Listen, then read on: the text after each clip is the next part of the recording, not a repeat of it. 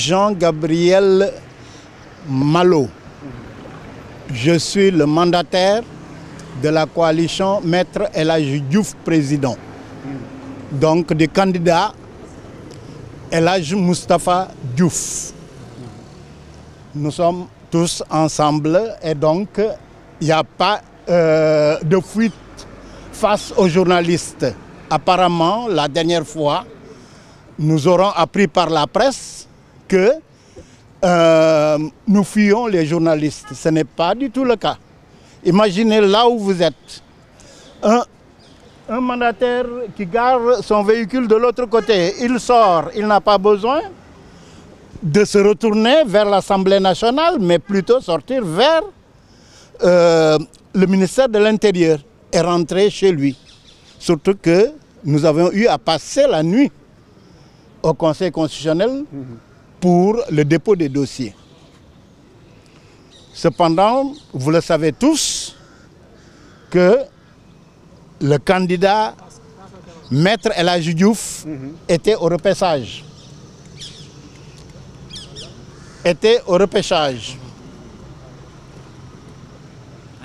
Allez-y. Nous devions remplacer 3571 doublons externes. Ce qui nous a amené aujourd'hui au Conseil constitutionnel pour faire ce rattrapage.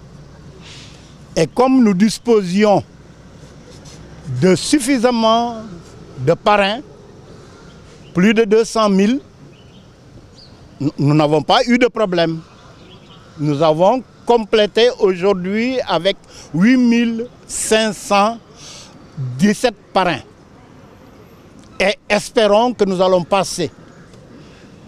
Et Inch'Allah, si nous passons, nous sommes sûrs que notre candidat est le meilleur de ce pays et que c'est lui le prochain président du Sénégal. Très bien. Je vous remercie et si vous voulez ça en Wolof. Non, en français d'abord. Oui. Il y a l'existence d'un front pour fustiger ce qu'ils appellent les fuites au niveau du fichier électoral. Ils disent que le fichier électoral n'est pas fiable. Qu'est-ce que vous en pensez? Bon, nous sommes, disons, à un examen. Acceptons les règles et le moment de parler est passé. Il fallait discuter de ça bien avant cette période-là. Ce n'est pas en ce moment-là qu'on doit faire des quelconques reproches. Après les élections, oui. Si on revient sur les insuffisances, ok. Mais quel est votre avis par rapport à l'indisponibilité du fichier électoral? Bon, ça, j'ai rien à dire. Et par rapport à la requête quand même déposée par certains candidats, notamment sur l'ordre de passage, pour le second tour. Un tirage a été fait. Il ne faudrait pas que... oui, en amont, bien sûr. Un tirage a été fait. Les règles démocratiques voudraient que chacun respecte ce qui a été retenu au préalable. Ce n'est pas parce qu'aujourd'hui, ils risquent encore d'être les derniers qu'il faudrait qu'on fasse un nouveau tirage. Ça, en quelque sorte, disons qu'ils ne cherchent que ce qui les arrange et non pas ce qui est bon pour tout le monde. Voilà. Nous serons les premiers à passer demain. Du moment qu'au tirage, nous étions les 7e. Donc vous êtes dans une position confortable, Oui. on peut le dire. Je le dirais bien, oui. C'est notre chance. Acceptons-le. Acceptons-le. C'est notre chance. Oui. Très bien. Merci.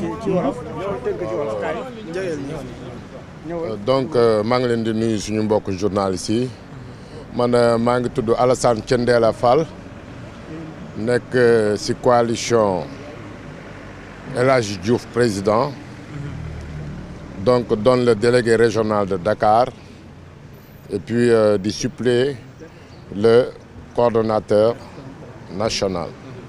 muy Ely Jean Gabriel Malo donc ñun dañu ñëw fii tey pour déposer li nga xam ne ni moom lañ ñu laaj parce que ñëpp xam nañ ne def nañ fi ñaari fanaan fi si ñëw déposer suñu parrainage donc bi loolu amee yàlla def na déposer nañu 55 571 parrains yàlla def li ñu déposé ñu valider ñu 40 500 donc dese nañu 3 971 loolu la ñu liggéey indi ko pour jox ko waa conseil constitutionnel pour ñu mën a vraiment xool suñu liggéey càmbar ko parce que c'est pas évident boobu ba léegi ñu ngi ci metti na mais dañu gëm ne liggéey rek moo am solo loolu moo tax tey ñu ñëw fii seen kanam pour waxtaan ak yéen. am na candidat yu déposé ay requêtes xool nu ñu mën a defaatee tirage bi pour jox ñëpp seen i chance Abdourahmane def na ko yéen ñëpp jàpp ngeen ne loolu tamit yéen maanaa la pour ñëpp mën a am chance. waaw candidat yooyu déposé di ñaxtu xëy na pour man dërkiis la rek dërkiis la parce que mbir mi parrainage la ku si nekk waxoon nañ la li nga xam ne ni moom moo am nee la nii nga koy defee nii nga koy doxalee clé yi ñu joxe ñëpp wax nañ leen ne clé yi ñu leen jox bu si am problème indil leen ñu ko DGE boo commencé saisir boo gisee loo xam ne ni anomalie la da nga ko war a jël yóbbul leen ko loolu rek la donc clé yi dara nekku ci parrainage bi ñun liñ ci gis mooy vraiment metti na terme de référence bi niñ ko defee metti na mais tamit doonul loo xam ne ni moom la ñu war a waxtaanee léegi fi mu nekk nii ñu ngi si biir affaire bi bëre ñu ngi si biir làmb gi nañ bëre rek. coowal fichier électoral bi nag loo ci xalaat. fichier électoral bi également fiable na fiableul du waxtaanu tey parce que ñun ñëpp si la ñuy liggéey donc mënuñu ñëw ba heure bi ñu ñuy wax waxu fichier parce que déposé nañu li ñu war a déposé def nañu lépp parce que dañuy wax ne la réclamation est faite que quand on a obéi waaw léegi nag nañ def liggéey bi rek te gëm yàlla xam ne yàlla pare na ñu ñaan yàlla président El Hadj Moustapha Diouf jël réew mi ñu doxal loolu la ñu gis ñun li ñu war a mottali mooy 3971 incha allah mottali nañu dugal nañu 8517 moom la ñu dugal te loolu ñu dugal lu ñu liggéey la lu set la yàlla mën na si def jàmm. On a validé les 8 régions waaw te bi ñu validé suñu 40 000 suñu régions yi ñu ngi fa ba tey donc ñun amuñu problème ay régions lu ñu am problème mooy les 3971 te dugal nañ ko. donc mën nañ jàpp ne ñu ngi xaar Maître El Hadj Diouf ci deuxième tour. mais ñu ngi si deuxième tour bi fi mu nekk nii. ci parrainage bi jeexagul. non Maître El Hadj Diouf si li nga ko war a xaar mooy mu jël réew mi ñu valider ko suba.